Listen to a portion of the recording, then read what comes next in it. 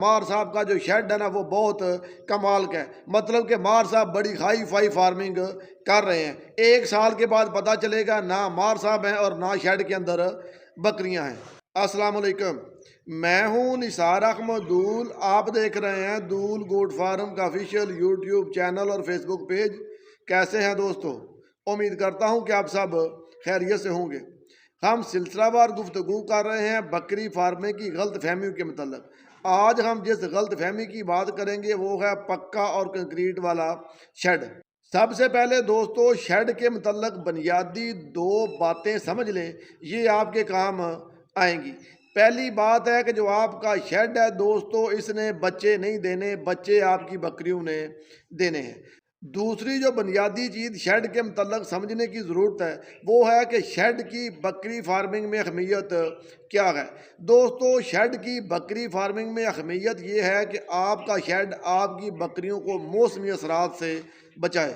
موسمی اثرات میں دوستو 3 چیزیں آتی ہیں، سخت گرمی آتی ہے، سخت سردی آتی ہے یا بارش کا موسم آتا ہے۔ اگر سخت سردی ہو تو آپ کا شیڈ ہوادار ہونا چاہیے، اگر سخت سردی ہو تو آپ کا شیڈ سردی پروف ہونا چاہیے، اور اگر بارش آ جائے تو آپ کا شیڈ واٹر پروف ہونا چاہیے۔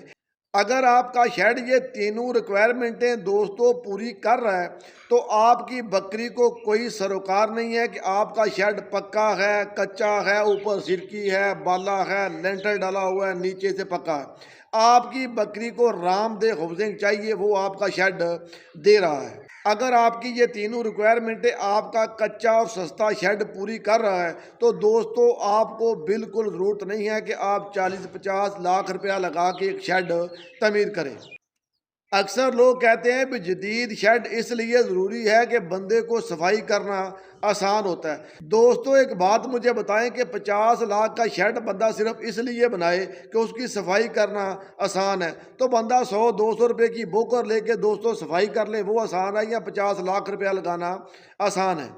آپ کا جو مہنگا شیڈ ہے اس کی اہمیت دوستو ایک ضرور ہے کہ وہ آپ کی واہ واہ کرائے گا۔ جو بندہ دور سے دیکھے گا وہ کہے گا بھی چودھری صاحب کا، ملک صاحب کا، مار صاحب کا جو شیڈ ہے نا وہ بہت کمال کا ہے، مطلب کہ مار صاحب بڑی ہائی فائی فارمنگ کر رہے ہیں۔ 1 سال کے بعد پتہ چلے گا نہ مار صاحب ہیں اور نہ شیڈ کے اندر بکریاں ہیں۔ اپنا بہت سارا خیال رکھیے گا۔ السلام علیکم ورحمۃ اللہ وبرکاتہ۔